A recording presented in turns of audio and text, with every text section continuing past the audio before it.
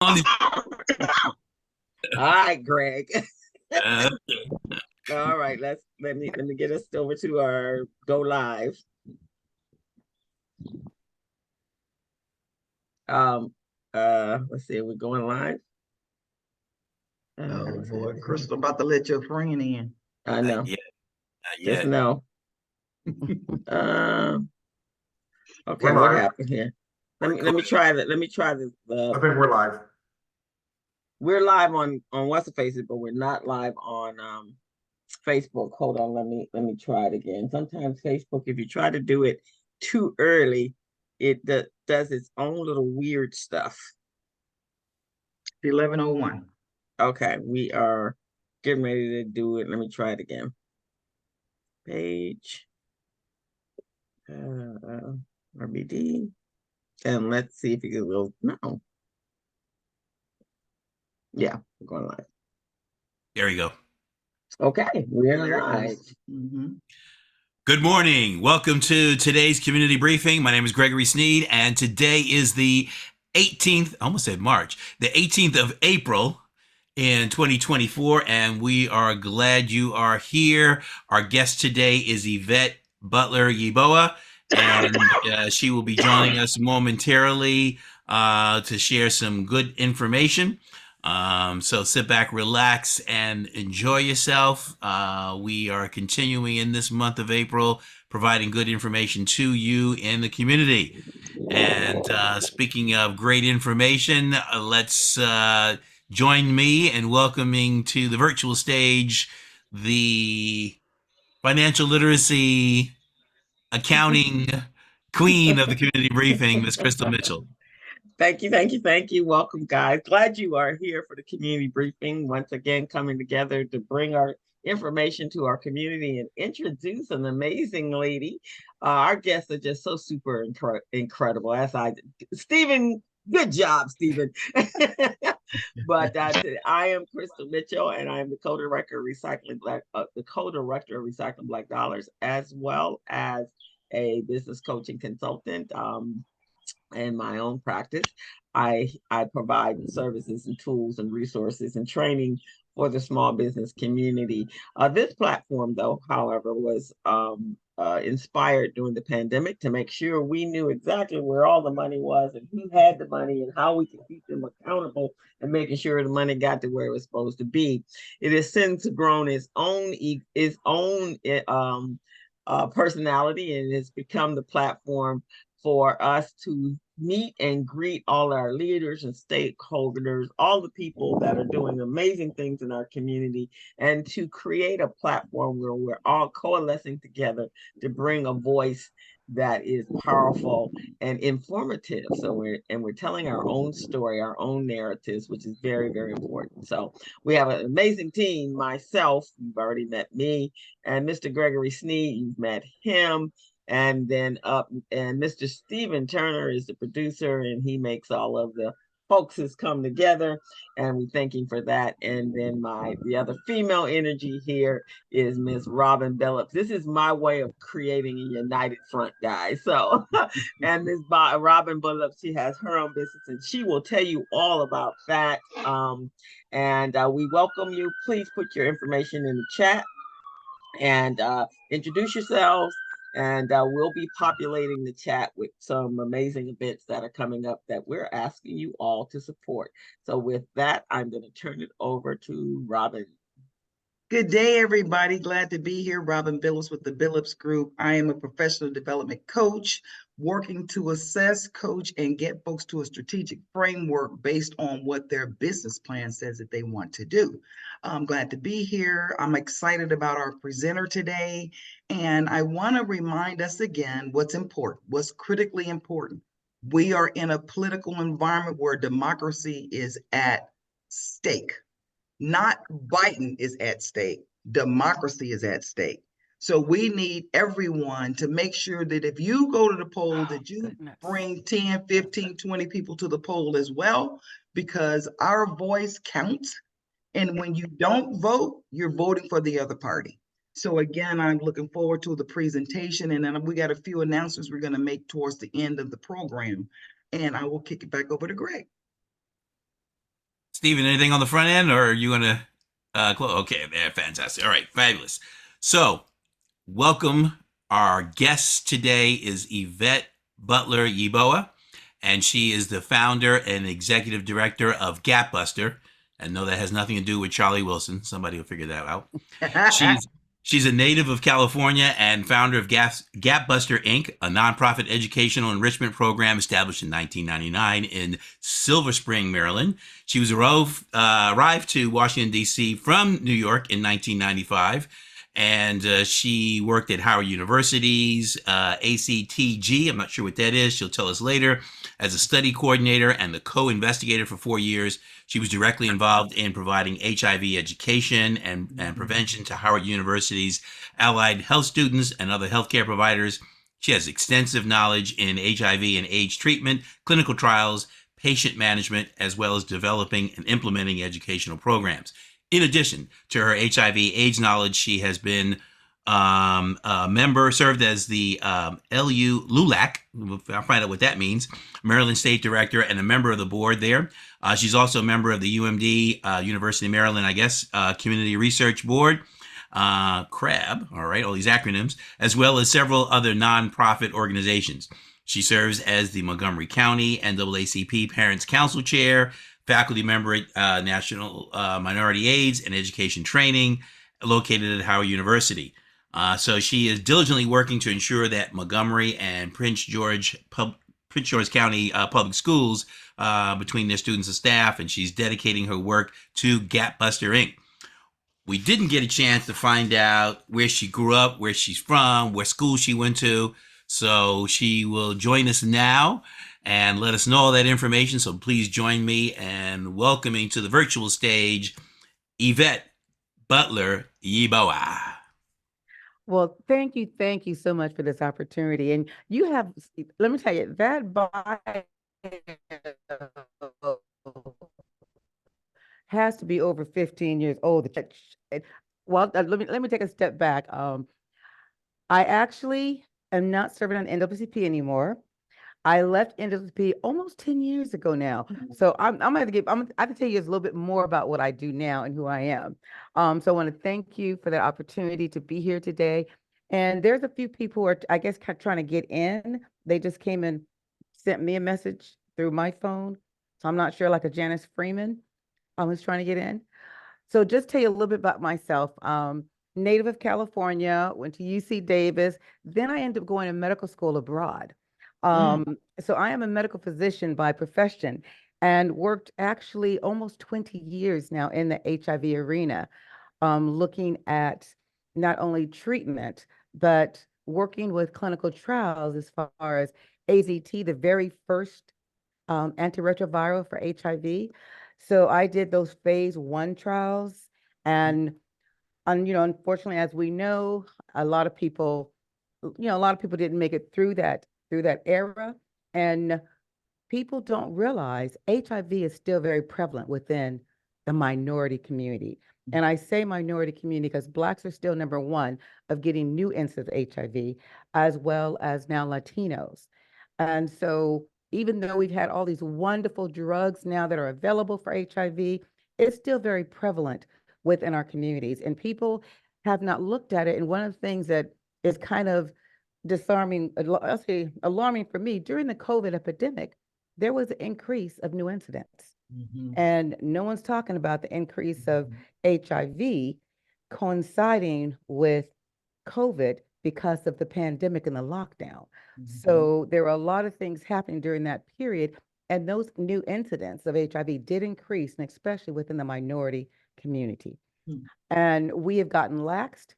We have kind of forgotten about it. No one's talking about it, but it is still real. And not only is it real here, but it's also real on the continent. So one of the things in my last 10 years, and I'll catch you up on my last 10 years, I've been going back and forth now to the continent of Africa and doing work first we started work in South Africa, and now I'm doing work in Ghana. And so one of the things that we see on the continent is people are still dying at a rapid rate. And it's because the access to quality medications and quality care. And here in the United States, it's so funny because in the United States, we have that issue already as people of color with lack of resource and lack of access to good, quick care and good medical care. But you see it exponentially in Mhm. those foreign countries. And it's affecting us. People who look like us and our ancestral, I tell people where our ancestral roots are, it's affecting them at alarming rates.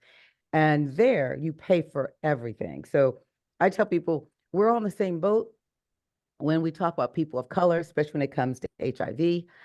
But I do a lot of stuff now. And so you say the nonprofit. So I left actually, I'll say the treating medical client or patients with HIV about 15 years ago. And I started doing more prevention work because what I saw, unfortunately, with the problem with HIV is that we as a people, once the change, the trajectory of HIV start changing, you saw reduced cases, that's when you saw an upswing, an uptick for those of us in the minority community. And it was because of lack of, not just lack of resources, but the lack of education. And they have now made people think that HIV is a treatable disease and that you don't die from it. It is treatable if you have the proper care, but you still have complications. Your quality of life is drastically altered. So I tell people that even though we're in this great era and new technology, all these great medicines, we're still at risk for not only HIV, but other healthcare problems. And I know that since it's Healthcare Awareness Month, and you guys want to talk about healthcare as well, as you know, people of color, we had the highest rate of deaths for COVID.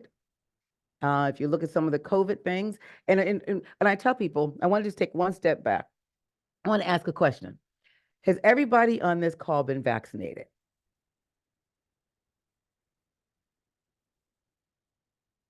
Well, I tell you, great. You've all been vaccinated. I don't know if that's great or not. I'll be honest with you. We are the most highly vaccinated country in the world. And we have the highest death rate from COVID in the world. So does that make any sense? We're the most highly vaccinated country, but we have the highest death rate per capita. If you go online, they stopped doing recordings only on April 13th of this year. They stopped actually recording all new cases of COVID worldwide. United States is #1 for incidence and for deaths, but we're the most highly vaccinated country in the world. So I tell people, think about those things, and we're right behind India. And we talk about China. So China, we're #1. China is now number 92. And they were the #1 at first. We surpassed them by far in the last since the pandemic. And so I tell people we're all vaccinated, right? But did it stop you from getting COVID? And did it stop you from dying? We got to think about it. I've never in my entire life, in my whole research arena, seen something where you have to get a vaccine and boosters every 6 months, every 9 months, every year. There has not been anything ever in the history of medicine that you had to do this. And we look at the countries on the continent. So I do a lot of traveling now, like I said, back and forth to Ghana.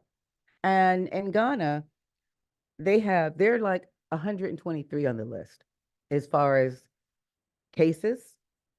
And for deaths, they had out of 33 million, less than 1,500 people died from COVID. And people say, well, it was because they didn't report. But the thing is, they didn't do the vaccine there. They weren't doing the vaccine. And there was a study in Australia done, and it was crazy. The study came out saying Africans, they have super immunity. I don't know what super immunity I have, but Africans have super immunity because what happened, they did not get vaccinated, but their quality of life and the things they did, their diet was very important. And they showed that the diet that they had was very important. It wasn't that they had no super immunity over anybody else. They had what they ate, they ate natural foods. Everything we eat here is processed. When I go to Ghana, My skin glows. I lose weight. I'm not even trying to lose weight, but it is amazing. When I go to Ghana, the things that happen to me there are so, I mean, I love it. It's so dramatic. It's like I'm a new person. I'm 60 plus, and when I go to Ghana, they don't think I'm more than 40. I'm like, are you kidding me? Wrinkles, my wrinkles go, everything. And it's because of the food that they eat and the lifestyle they have. There's no more super immunity than anybody else. It's just that we are what we eat, and we have to realize that. And here in the United States, we are the highest for not only, not only HIV, not only do we die, we're the highest rate dying from COVID, but we have to think about it. We have the highest heart disease.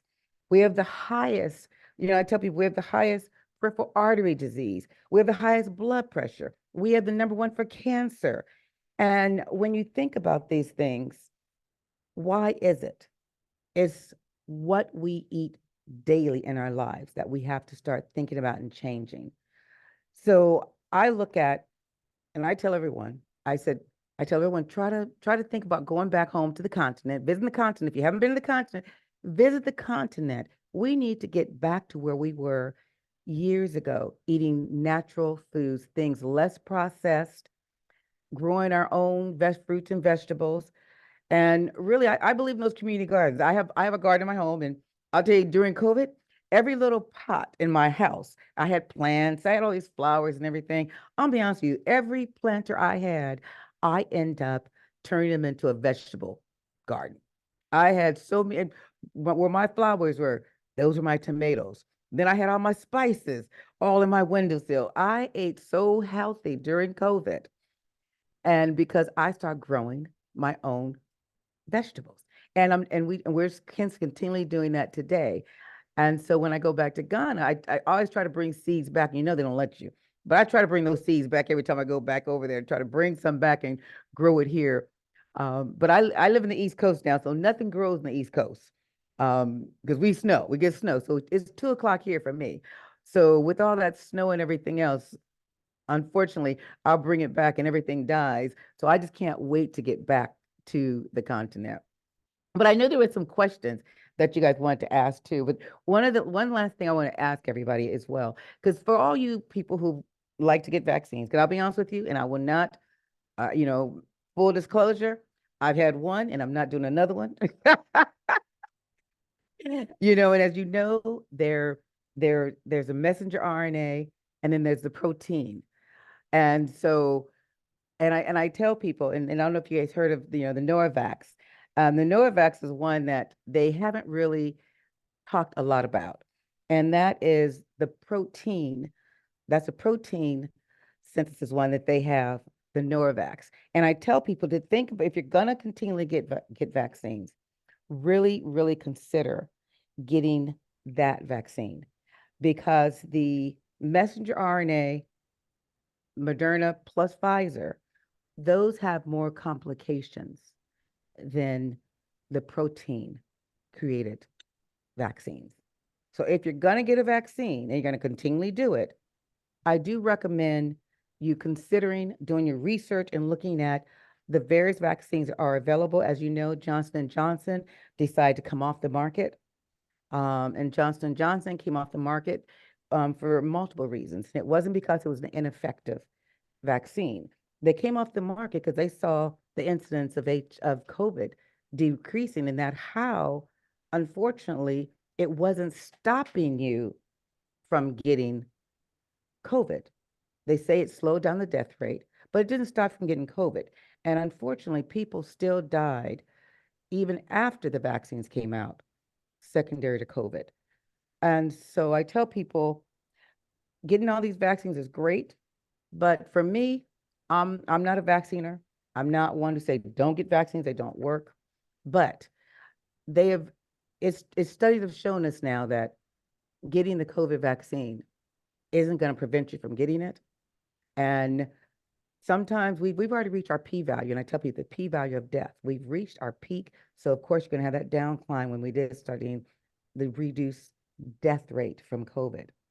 And personally, in my family, we have half and half have gotten the vaccine, half have not. And my young girls who have gotten the vaccine, one of them was hospitalized, and and she was getting all the vaccines, we're getting the boosters. Now she stopped, but she was actually, hospitalized secondary to COVID. The two who haven't have never been hospitalized. They've gotten the virus, and they've never been hospitalized. And so I tell people to think, question, please do your research on that, because they change the different strains, as you know. They change every 6 to 9 months, and sometimes it's 3 months with some of them. So make sure you go to the FDA website to look at what is the most effective at that point in time. Because one thing I tell people, you have to realize this is the first time in the history that a vaccine was developed so quickly within 8 months and given approval. Now, the FDA they'll tell you they haven't approved it, but it was given authorization for emergency use. And one thing people, I don't know if you guys do know, if you have any complications secondary to the vaccine, you cannot sue the company. You cannot sue FDA. And so the only thing you can do, they do have a website where you can go and,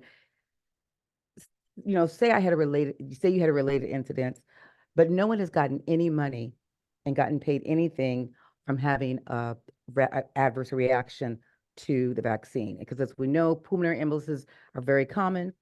Personally, my husband is at 2. He's at 2 pulmonary embolisms. He is now on blood thinners continually today. He had his second one about 2 months ago. And so these are the reasons why we're kind of like staying away from things. But I tell people to please do your research. Don't take anything blindly just blindly doing things, because that's what happens. We hear something, we see everybody else doing it, and we jump on the bandwagon. And, I ask people who are out there who are listening, please do your research before you go out and just say, I'm going to hop on this vaccine bandwagon. I'm going to get another one, because I want you to, because everything changes. They change monthly. When you go on FDA, you'll look at that every month, but literally every 3 to 6 months, they have a new vaccine out. They've got the bivalent one. Now there's the monovalent one. And then they have they've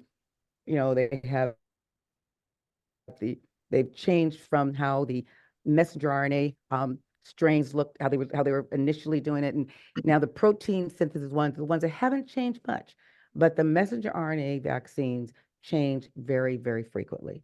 So please do your research. And I say, look at the FDA website, plus look at NIH website, and look at CDC.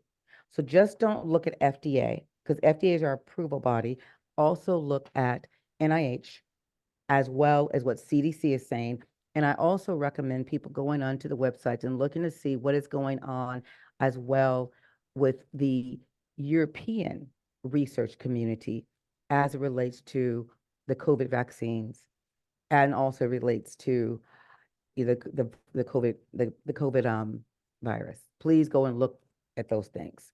So I've been a little bit all over. Did I answer a lot of this? Oh, LULAC. LULAC now, that was my favorite. LULAC is the League of United Latin American Citizens. That is the oldest civil rights organization for Latinos. And yes, I am bilingual. I do speak Spanish. And very interesting. And when I left NAACP, I did become very heavily involved in LULAC. And one of my main reasons to become involved in LULAC was because when you see what's going on in the community, and especially nationwide, especially in the United States, Latinos have moved much further ahead than we have as African Americans who have been born and raised here. In the county that I live in, Montgomery County, one of the things that we saw happening here was that individuals who came from a Latino background, and they came in if they came here not speaking English in the 9th grade, by the time they were a junior in high school, they were doing better than our African Americans who were born here and spoke the language. So that's why I joined LULAC, to find out what is going on and what is the difference and what is happening with the Latino population versus African American population. And what I realized is a couple of things. First of all, we as African Americans have become complacent. We don't we don't question as much as we should. We're not as aggressive as we used to be. We think that we have arrived when we truly have not arrived. And if you look statistically across the United States, African Americans at the bottom of the totem pole academically across the United States. Mhm. And it's not that Latino parents have been more involved, more aggressive. It's that we as Black individuals have stopped demanding what needs to happen for our children and proactively getting out there, not being reactionary, because we are a reactionary people, but we need to be more proactive people and try to address the situations before they even happen and keep our foot to the pedal. We have moved our foot off that pedal, and we've allowed the community to really take over where our children's education is concerned. And that's something that I realized when I joined LULAC, that they consistently were a more proactive group. And I saw that across the board when it came to criminal justice, when it came to education. That organization has been so effective within the Latino community. And they look way before where do we want our Latinos to be? And what do we want to happen to them? And they start making policies. They go to Capitol Hill and we lobby. I was at the NAACP for almost 20 years. And I, as an individual, never was taught to lobby on Capitol Hill. With LULAC, they teach high school students now, way before college, high school students how to lobby on Capitol Hill. We would go to Capitol Hill twice a year to lobby and meet with those elected officials that we put there, because we have to remember, we put those officials there. So they're supposed to be responsible to us. And they take that as truth and nail. They're like, yes, we did put them there, even if we didn't vote for them. They take, if we didn't vote. They are there in numbers, and most of them don't even speak English, but they're there in numbers and they show up. We don't do those things. And so when I joined LULAC, I was so excited about the organization, and I was actually appointed as the state director, and then I was elected as a state director for 7 years after that. And one of the things that I was awarded for, and I also was nominated for the Hall of Fame for LULAC. And the reason why I was nominated for the Hall of Fame for LULAC, because I was the only person or the only state that was caring for Black and brown babies. And we had crossed that divide and made sure that not only our Latino brothers and sisters were being supported, but I also made sure our Black brothers and sisters were also supported. And I made sure that they were working together in unity and in numbers. And so I was given I was nominated for the Hall of Fame for LULAC because of my work with both Black and brown and making sure that we understand that we are one. And all this divisiveness has to stop. And so we did, I left LULAC when I started going to Ghana. And so, And a I've been doing that. man. Yes, so I left because I couldn't do both. And I really started realizing that until we as African Americans and as African descents and African in the diaspora, until we realize that our ancestral roots are within the continent of Africa, that we will never move ahead. And knowing that you need to know where you came from before you can know where you're going. And I tell people that experience for me, and now I'm completely connected to Ghana. I'm actually going to get my dual citizenship. I married a Ghanaian, and I am going to, and we're planning on building that. We've got our land now. We got our land now, so we're going to be building a house hopefully soon in Ghana as well. And I'm going to live in both countries. I'm going to get my citizenship I'm going to have a dual citizenship and make sure I have another home. And so I say that because now I'm getting off into Ghana piece, that we as those, and not even just African descent, I think everybody needs to go to the continent and walk through those dungeons. And people say, oh, I've been to South Africa. South Africa is Africa. But I'll be honest, to me, South Africa really isn't Africa. South Africa is just another extension of a European country.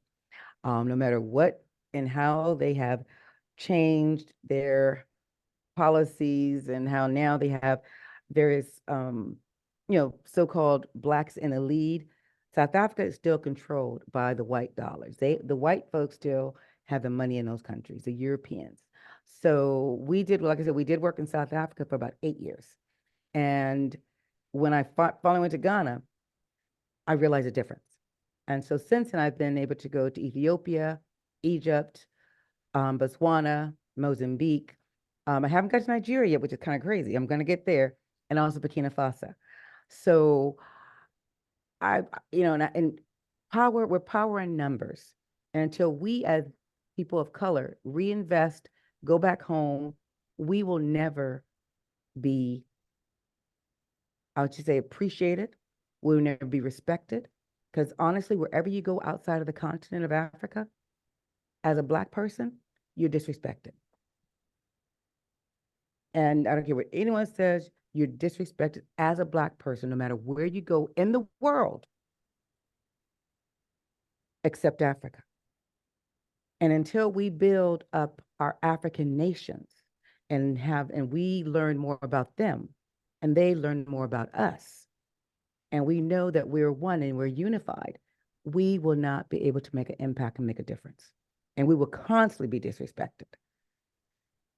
So I say all that to say, everyone should go to Ghana with me.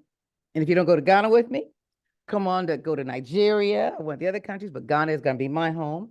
And one last thing I want to say about the whole piece with us having to unify with our native land and with our native home once, where our ancestors came from, is that we know that all the things during COVID, unfortunately, the murder of George Floyd, and that was, like they say, the tipping point for things happening. Now, I'm not sure how many of you guys know it, that the 44 African countries and nations went to the U.S. embassies and protested, saying Black Lives Matters, and you have killed one of my cousins in your country by a police. That really made a difference here at home. We have been protesting and fighting for people killing our folks forever. The police brutality is real. Police killings of Black people are real. How many police have ever gone to jail for it? Nothing would have happened to Chauvin if our African brothers and sisters did not demand there be justice. And many people do not know, because what they showed us on the media was all those European countries marching, Black Lives Matters, Black Lives Matters. You never saw somebody, yeah. You never saw. Nigeria started it. It was like a wave. It was a ripple effect, like a domino effect. The other countries start going to the U.S. embassies and demanding. So our U.S. government had to do something. And that showed us right there how powerful we can be as a Black unit. If we have Africa behind us and we support Africa, that we can make a difference. And so, Dr. Butler, yes. I'm gonna jump in here. First and foremost, you are the reason why we do the community briefing. So thank you for your transparency, for your candidness. A couple of things at the top of this conversation. We always talk about reading is fundamental, engagement is critical, and we have to collectively work together. So you again brought home the mission and the vision of why the community briefing exists. I will tell you that I am in a clinical trial. I have had the booster because I have non-Hodgkin's lymphoma. So I literally, and to your point, the oncologist that I'm working with is a natural medicine doctor. And so again, I appreciate that. But one of the things that I wanted you you brought home the fact, and Crystal just lit up when you talked about be mindful of what you're eating. Because I think that part of our challenge is, as you said before, we done forgot how to live the way our parents taught us. And I'm talking about anybody who's 50 years or older, we got those lessons. We were told to eat at home, go to the grocery store, learn how to cook, grow your own food, you know, this type of thing. And so again, the illumination that you brought around what's happening on the continent and how that can support us, the illumination that you brought around reading anything before you actually put it into your body and questioning what you're putting into your body. Can you speak a little bit more about, you know, I like this idea about I'm a little uneducated around the messenger, the RNA, and the protein. Can you talk a little bit more about that? Okay, yes. And before I jump right into that, I wanted to say also that we talk about reading, being mindful reading, be very mindful of what you read as well. Yeah. And where you get the make information sure, from. yeah, and make sure you use multiple sources. And I'm so glad the internet is what it is today, because you can actually get so much information, and then you get a lot of misinformation too. And so that's why you have to get multiple sources instead of just one source, because one source might not have it all for you. And I tell people, because the media, who controls the media controls the mind. So we have to be mindful of what we see on the media and what we hear on the media, so that we can be more effective and we can decide, have more discern for what we do. So let me tell you a little bit about what the messenger RNA, a messenger RNA virus is our vaccine. What that is made with particles of the vaccine or the virus, the RNA piece of that virus. And so messenger RNA is, and the way they've created the vaccines, and I want to take a step back, because this vaccine, like I said, was the first vaccine in history that was produced at such a short amount of time, in 8 months. The longest it took, the shortest time we ever had a vaccine before this, was back in 1967. And it took 4 years for that vaccine to be produced. And I was very cautious about, the messenger RNA. And when they talk about the messenger RNA vaccines, what they're looking at, and what they're actually saying with these vaccines, they never tell you how many years they were doing the research. They always tell you multiple years we were doing messenger RNA research.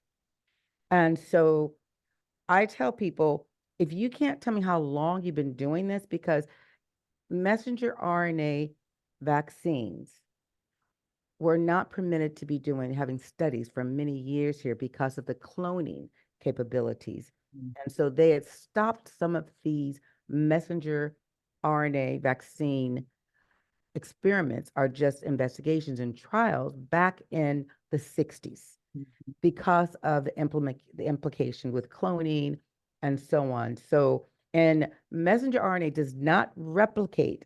They say the DNA has to replicate the messenger RNA to become effective. And that's usually how a messenger works. A messenger is just that. You have this messenger RNA, and it's supposed to tell your DNA what to do.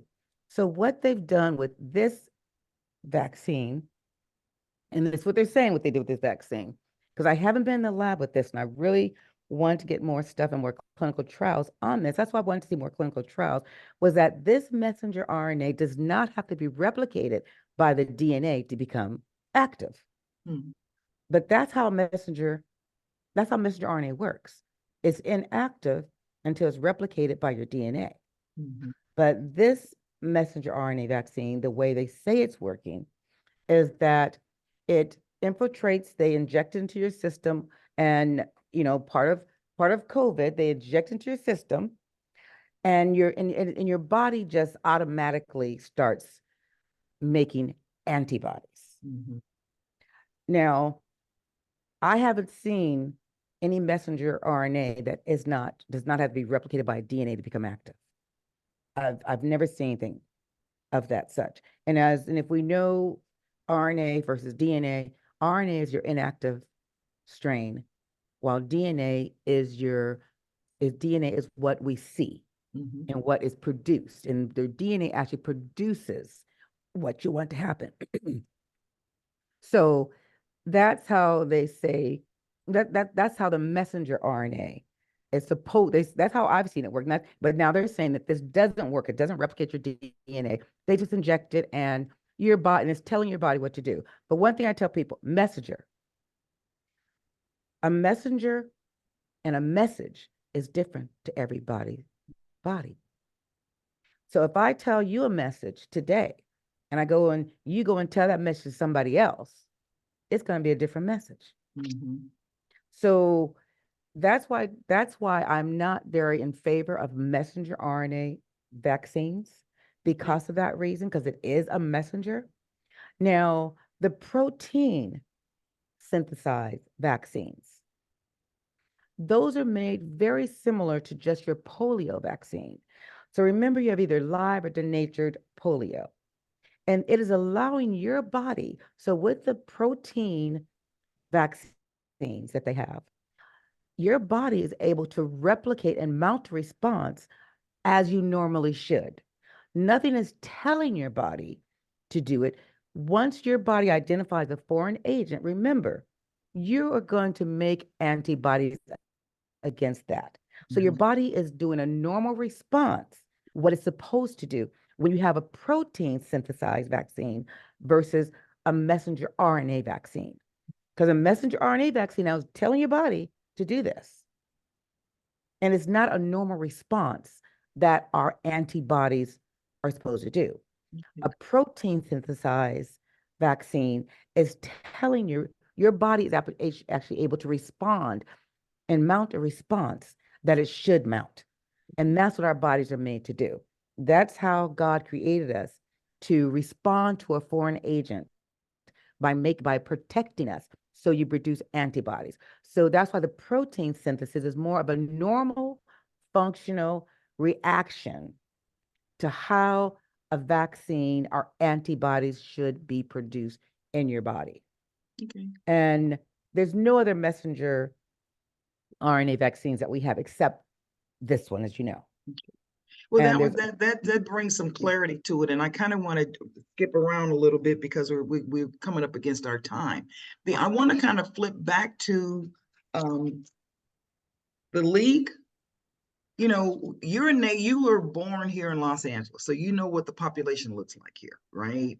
And one of the things that we've been trying to do with the community briefing is to truly bring the Black and Brown community together, to be more collaborative, to be more supportive of each other. Someone has actually dropped the organization in the chat box, and we will certainly follow up with that. But talk to us about some of the things that you learned. You said about they taught you how to do the lobbying. We need that. yes. So Yes. we need you to come back, and you're going to do a little session on how to lobby, because this platform has enough people on here who care, and the reach is even broader because we broadcast it on the internet. But we need that. We're going to need that training from you. Yeah, So no problem. I would love that. And actually, I was born in Oakland. okay. So I'm Ooh. Oaktown. Um, raised in San Jose. Let me tell you, I never lived in LA. I did live in San Diego, But but you Cali, you still Cali. I am totally Cali. And let me tell you, when I came to the East Coast, I had a rude awakening because I was so Cali.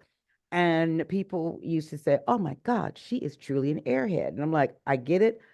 I said I will claim it because we're out in the sun. When you come to the Right. East Coast, people are bears. We Yeah. had these horrible winters. We're locked up all winter, and then you come out and you're like, okay. So yeah, I am still truly a Californian by heart and by birth.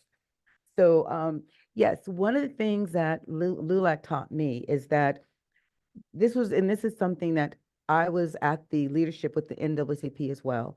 And I was the vice president of Montgomery County, as well as the state chair for the youth here in Montgomery County, Maryland, for the whole Maryland, the state of Maryland. And then what I realized is that one of the things that occurred so frequently is that everyone, because like I tell people, it's like a family. A family, you're going to fight within your family, but you're going to try to settle your differences, and it's done. And our mothers and parents always told us, don't take your business out in the streets. Settle it inside, and then you do what you have to do. That is how LULAC works. We would fight in those board meetings. We would have disagreements, but then we came out on a democratic front, and we came out on a unified front. And if there were those outliers had to go. That is something that NAACP does not do. We fight, we have problems, and we go tell the world. Mm-hmm. No one needs to know what's going on in your organization. Yeah. Every organization is going to have disruption and problems. Keep it within it. Now, that was a big difference that I saw within LULAC, is that because we would fight just like NAACP fought. And the difference is when we came to an agreement and it was unified, and you had those outliers had to go, and you had to stick with that agreement. You didn't have people splintering off doing any and everything they wanted to do. And we as African Americans, we don't remember that. And we splinter off and do, we'll take everything out in the streets and, start bashing it. And so one of the things that I did, and I always tell people, that's why I work with youth as well, because the young people are still, they're still, I always say, moldable. Mm-hmm. And I say that because Malleable. they are, and I love it because young people are looking for a direction. Mhm. They're looking for their voices to be heard. And so I work with the young people because I tell people, us old folks, we ain't gonna change. But if you take the young people and you start there and you teach them how to do the right things, how to come together as one, how to work together as Latinos and African Americans. Because in my organization, I serve Latinos and African Americans and Africans, but I serve Black and Brown people within my organization. I serve some of those who are not within in our Black and Brown arena, but the majority of our focus, 90%, are people of color, and they're working together, and I have them take the lead, and I give them a space where they can be heard, and then they take the lead, and I'm there as a support or Lead somebody who can advisor. help. Yeah. Yes, and that's basically it. Just give them what they need to succeed and to get it done. Perfect. Stephen has his hand up. Stephen, can you get off of mute? Yvette, can you tell us a little bit about your current organization and what can we do here in Southern California to be a resource to you, and what we need to do to you be part of the fabric of the business culture here? Well, thank you so much for asking that. We are going into 25 years old next year. Getting ready to celebrate our 25th anniversary for our organization. And I'll tell you honestly, it was really a paradigm shift for me to leave the medical community and do what I do now. And I left the medical community to actually work in the nonprofit sector, even though medicine is still nonprofit, but nonprofit working with young people. And the reason why I did this change was because my daughter was tracked in the system. And I felt that I've got mine. I've gone on to school. I got my medical degree. I have made a life for myself. So now I need to make a life for her. And I want to make a life for children who look like her to make sure they have the opportunities academically. And so that's how GapBuster, and it used to be GapBuster Learning Center, evolved. And we used to call it Around the Kitchen Table. And I started off as a volunteer parent, just volunteering, just to being in those schools and teaching parents of color where we need to be. We need to be at those meetings. We need to be seen and heard.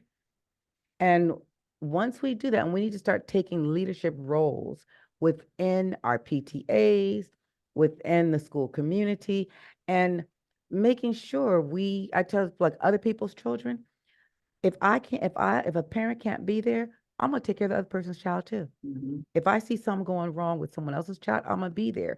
So that's how the organization actually all started, and was to try to make equity and an equal playing field academically for our children of color. And it was basically and based around Black and brown babies, ensuring that they had access to gifted education, making sure they had access to the resources that our community had here in this, because we live in a very diverse community, but my Black and brown babies were not having access to what was available for them and all the resources to help them succeed and get to that next level. And so I started the organization due to that reason. We now have branched off into Africa. So we are now considered a positive youth development organization, as well as a workforce development organization, because we first were say college ready and getting students ready for college. And we realized that college is not for everyone. So we start doing more workforce development, but we wanted individuals to have tangible skills. So we partnered with an organization that my husband started called IT Busters. He's a network engineer. So now we also do CompTIA A plus, Network Plus, and Security Plus, giving them industry recognized certification, training and certification, so that they can now also have a livable wage with those careers. Because as you know, those careers, you don't have to have a degree, you don't have to have a bachelor's. All you have to have is that certification that you are certified and that you can do the work. So we have an on-job training piece that we do now with our IT Busters. And so we now have taken everything that we do here, we have taken that to Ghana as well. Now in Ghana, we did have to do a little extra work because here we have a little bit of infrastructure. And I say a little bit because, COVID taught us that not everyone even has computers in their homes. Not everyone has internet in their homes, even though we thought we did.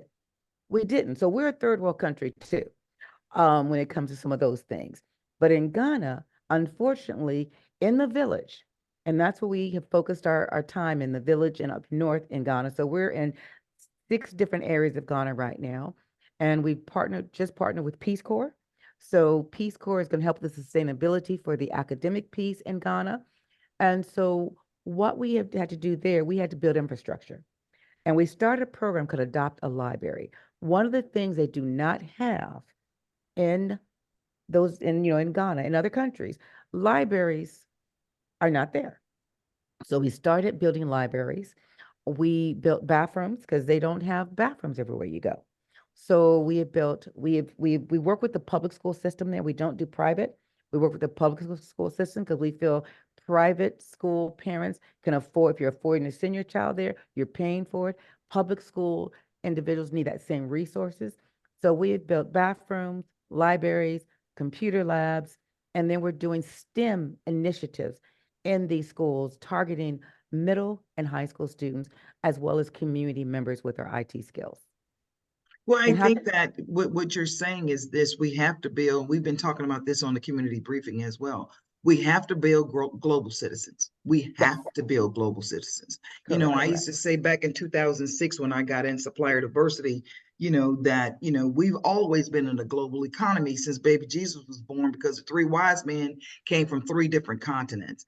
And so we want to, our time is getting short here, and we want to thank you for your participation. We want to invite you to become a part of the community briefing family, because you have resources that we need, and we have constituents who need the information that you have. And then a lot of these folks that are on our show today are our regulars, and these individuals are willing and more than willing to support what you're trying to get done. And so again, Stephen, thank you for all. Stop. Robin froze up a little bit. Dr. B, can you just Always quickly? finding these great presenters. And Sister Dr. Butler. Okay, everybody's frozen. Okay, I think you were, but now you're back and we're back. Yes. I just want to ask her one little quick question before we do some announcements, because we do have a few announcements that we want to make. First, someone is asking, how can we reach you, Dr. B? But when you first start speaking, you talked about the uprise of AIDS, and I would imagine that has to be the younger population that's being Yes. active. So is there some sort of, because when I was growing up, there was major information available to on how to prevent and what you need to do. I don't see that. And I do work with the youth population and the young adult population. So where is that information available now for distribution? And should there be more conversations for our young people to protect them? Thanks for asking. Yeah, the NIH still has information on HIV that you can always download. Everything now is online. So they aren't producing any of the booklets like they used to produce and things like that. So they've made it very not as accessible because they think that everyone has internet. But COVID, we found out they don't. So you still can get information online. And I would, if you're working with youth, I would download things and reproduce it and have those conversations, because you have to have those conversations. And one of the things that we did with our programs to work with youth, we actually we train young people to be HIV and AIDS peer educators. So one of the things I said, I was in South Africa for 8 years. We actually traveled internationally and had a cross-cultural exchange program where we took trained young people ages 11 to 18. So we trained them as early as 11 years old to learn about HIV and AIDS and STDs, and then take that and go into their communities and teach other young people. So we started a peer education program. And then we brought South African students here, trained them for they can go back into their communities and train their individuals. And one of those things over our period of times going there, we did see a decrease in 3 of the areas that we were focusing in South Africa of 5% within the first 3 years of new incidents of HIV. And Okay. so you want to think about those peer-to-peer dialogues that you want to have, but training those young people effectively, as well as, we trained old folks like myself to go out there because we forget that we can get it too, because the populations are those over 50, because we think we can't get it no more, over 50, and the ages of 16 and 24. So you got to think about the ages that are more high incidence of new incidents, and that's over 50 and 16 to 24, and that is still consistent. And so you want to get people within those age groups are close to it to really go out and educate individuals in those communities. And what is that site you just mentioned? And then we can jump NIH. into it. NIH. Yeah, you go Okay, to thank NIH you. website. All righty. Thank you very much. I love your conversation, all of it. The gardening thing is my biggest thing. I love gardening. I've been to the continent, Egypt. I actually have a daughter living in Egypt right now. Yes. We'll be heading there in October. Ghana is next on my list, and I have clients that are doing business in both Ghana and South Africa and a couple other places. They have properties, they purchased properties. So yeah, I do agree. Everyone should go to the continent so you understand. Yeah, everybody has to go. Everybody should go to the continent. I totally agree. It's not as expensive as you think it is. But thank you so much. It's been very enlightening. We want you to come back. You have so many different areas that we should be expounding on and unpeeling, as a friend of mine said. But there's also one of the announcements is at the end of it's in June. There is actually going to be a conference from the Pan-African Chamber of Commerce, and they're bringing over delegates from Ghana here to California. It's going to be held where's it going to be held? I think it's in San Pedro. And they're talking about import, export, and how we can effectively create businesses in Ghana and other African countries as well. That's on the continent. So you guys, the flyers in the chat there. Greg, you want to make an announcement? Yeah, well, a couple of things are happening. We share the screen here. Someone had asked, a few people had asked about services for Reverend Murray at the First AME Church. There will be a celebration of life next Friday. He'll be lying in honor from 9 a.m. to 5 p.m. at the church. And then there's a wake / celebration of life from 5 p.m. to 7 p.m. And at 7 p.m., the Omega service for the Alphas will be held for Reverend Murray. Then Saturday from 10 a.m. to 12 at the church. The interment will be at Inglewood Park Cemetery, and then the repast will be back at the church. Reverend Murray had requested that all the events happen at the church that he helped build up from 250 members to 18,000 members. So it will be televised it'll be broadcast on YouTube through the FAME platform. That is what I recommend because attendance is going to be jam-packed, parking will be abysmal, and everybody and everybody is going to be there. I wanted to say, one of our regulars, Roz Pennington, was in a horrendous car accident yesterday, but she's joined the club with me as a walking miracle. She told me her car rolled over twice. She only had a scrape on her knee, but her body has been traumatized. So we just ask everybody to put Roz before the Lord, and he knows what to do with her and for her. But Roz Pennington, the Lord knew we needed your voice and your presence in our lives. So thank you for always being there, being supportive, and know that your community briefing family and everybody else who loves you. Thank you. It was God, by the grace of God, if y'all see that. Yes. Yeah, I saw that truck, man. Wow. So blessings, my sister, and we will keep you in our prayers. Make sure that everything stays healthy and whole. And then finally, the other thing that I wanted to announce, Rhonda Hobart is online, and Rhonda has created a nonprofit for cancer survivors. So Rhonda, quickly, can you tell us what we got coming up? Yes, indeed. Thank you so much for the opportunity. Hello, everyone. On June 1st, and that's actually the National Cancer Survivor Day or weekend. And we moved our event from October to June because I have a lot of people a part of Celebrate Life Cancer Ministry who continue to say, but my cancer is not pink. My cancer is not breast cancer. So when are you going to celebrate everybody else? And so we moved our event to June, the first weekend in June, and we're doing a Caravan of Hope.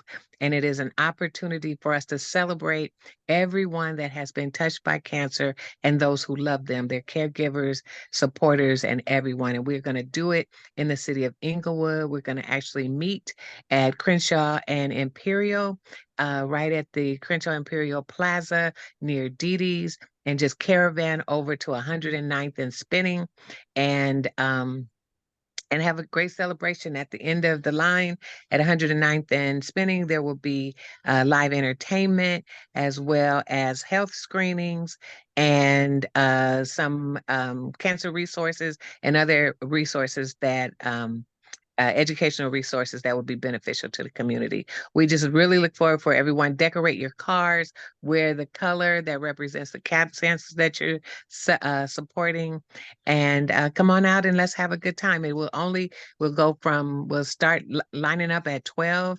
The procession will start at 1, and by 2:30, for the most part, the event will be close to being over. So it's not a long time, but it's just enough time to celebrate and remember and have a great time in the honor of cancer survivors and those going through the journey. Amen. Awesome. And also in the chat, guys, Miss Rhonda is a partner of mine, and we do a youth biz camp institute, and the kids are competing this Saturday, and we are in need of judges. So if you guys are available, I know it's short notice, but the information is in the chat. Registration link is there. Just need to come in and judge the babies.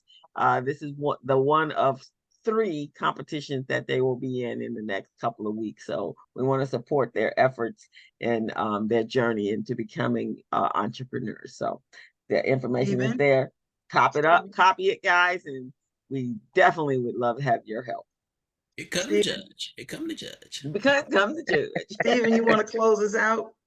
Oh, yes, who's our guest next week? Some rascal. Again, Dr. Yvette Butler, thank you ever so much for coming on there. You have a family here in Southern California. Not only you, but GapBusters. Next week, The community briefing will be Wednesday. They'll be at the ULI Urban Marketplace at the Beehive. So if you're available, stop in at the Beehive for the Urban Marketplace. We have a media post. And the following day, Thursday, we have the financial expert, strategist, coach extraordinaire, Gregory J. Sneed is our special guest. We'll find out what the J stands for next week. Yeah, right. And where it came from. Exactly. So you guys want to join us next week for the community briefing? You can find our archive of videos on our YouTube channel, the community briefing, and we have all of our shows over there. I in the beginning, I forgot to mention that we are sponsored. We're powered and sponsored by Recycling Black Dollars and the BBA. I think Sarah was here earlier, the Black Business Association, and we're monetarily sponsored by Los Angeles LDC. We are sponsored by Southern California Edison, PCR, Wells Fargo Bank, and as well as SoCal Gas. And our newest is Urban Excellence. We are always looking for sponsors so we can continue to grow this program. And please share.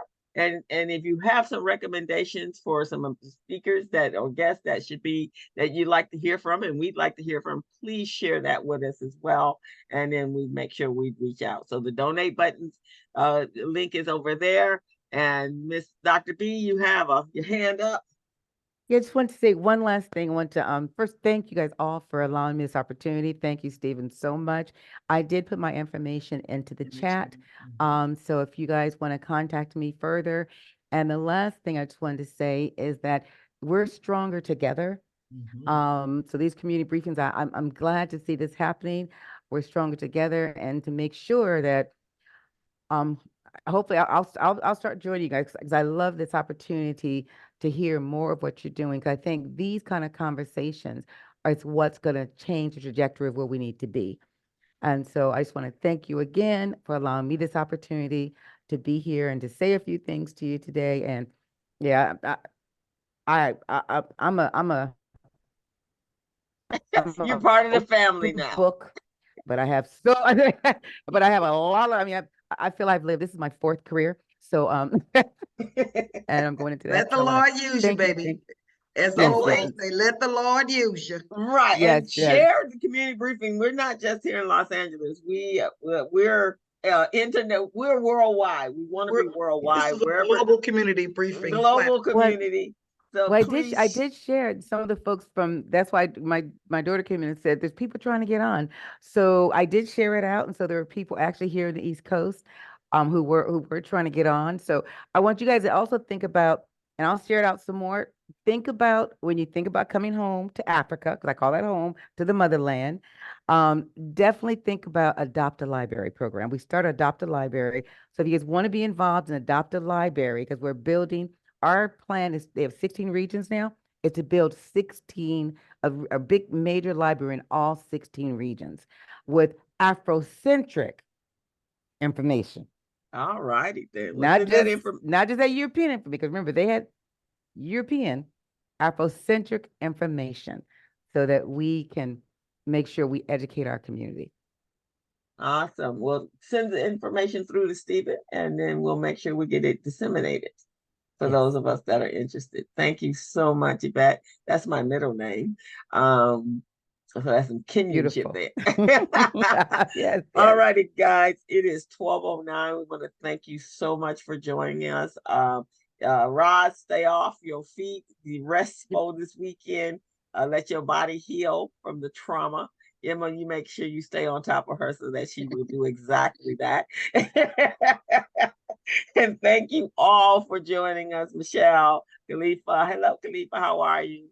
David, Rhonda, and Keith. Thank you guys for joining us. And we will see you next week for a riveting conversation on financial competency. You're gonna make it riveting? And incompetency, right? It's not just interesting to be financial literate, it's to be financial competent. Yes. and competency in your finances and your money. Correct. Exactly. So it's gonna be riveting, guys, and you definitely want to tell everybody you know to come on out. Let's talk about money. Okay, guys. Thank you all for joining us.